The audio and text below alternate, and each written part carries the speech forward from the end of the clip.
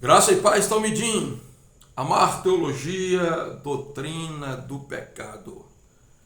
Quando falamos do pecado original, temos que nos reportar a Gênesis 3, a descrição da queda. E aí, o texto de Gênesis 3 é colocado em jogo pela teologia liberal e pela famigerada neortodoxia. Gênesis 3, versículo 1, começa dizendo assim: Ora, a serpente era mais astuta que todas as alimarias do campo que o Senhor Deus tinha feito. Esta disse a mulher: É assim que Deus disse: Não comereis da árvore do jardim. Disse a mulher à serpente: Do fruto da árvore do jardim comeremos. Mas do fruto da árvore que está no meio do jardim, disse Deus: Não comereis nele nem tocareis, porque no dia que tocareis morrereis. Então a serpente disse à mulher: Certamente não morrerás. E aí nós vamos encontrar toda a descrição da tentação e da queda. Esse texto, como falei, é considerado pelos liberais e neo-ortodoxos como um mito, uma espécie de fábula, uma alegoria.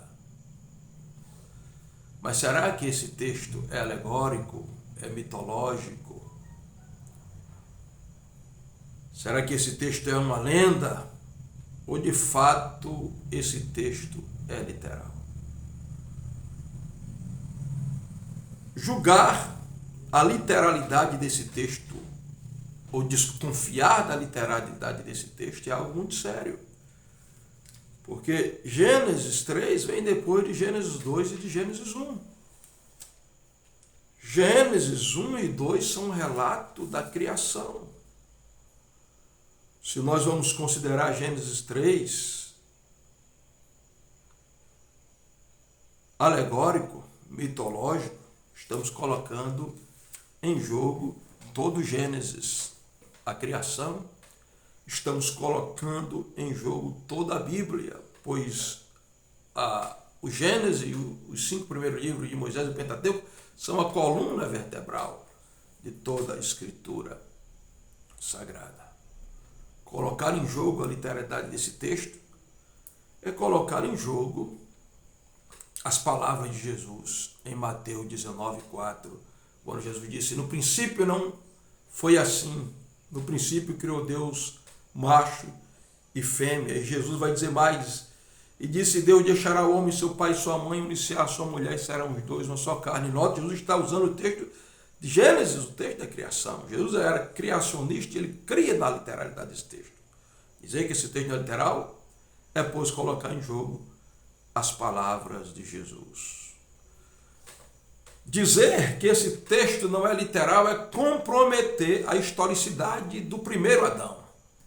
E se eu coloco em jogo a historicidade do primeiro Adão e destruo o primeiro Adão, eu vou destruir o segundo Adão. Então, Romanos 5, 12 e 13 não tem sentido quando Paulo vai dizer: por um homem entrou o pecado no mundo, pelo pecado da morte, assim a morte passou a todos os homens porque todos pecaram. E depois Paulo vai dizer: em Cristo os homens foram salvos porque Adão prefigurava Cristo. O primeiro Adão era uma figura, um tipo do segundo Adão. Ora, se o primeiro Adão não é literal, não é histórico, então eu destruo Cristo, o segundo Adão, ao qual Adão primeiro era uma figura. Colocar em jogo a literalidade de Gênesis 3 é colocar em jogo as palavras de Paulo em 2 Coríntios 3 e 11, quando Paulo faz alusão à serpente seduzindo Eva a cair em pecado. Colocar em jogo a literalidade de Gênesis 3 é duvidar do que o próprio Deus disse através do profeta Oséias, no capítulo 6 e versículo 7, quando o profeta refere-se a Adão como um ser literal, um ser humano que quebra inclusive a aliança. Ora, se Adão é mito, é alegórico, então que aliança foi quebrada? Não seria literal a aliança. Colocar em jogo a literalidade de Gênesis 3 é duvidar de 1 Coríntios 15 e 45, que falam do primeiro homem terreno e do segundo homem, Cristo, espiritual.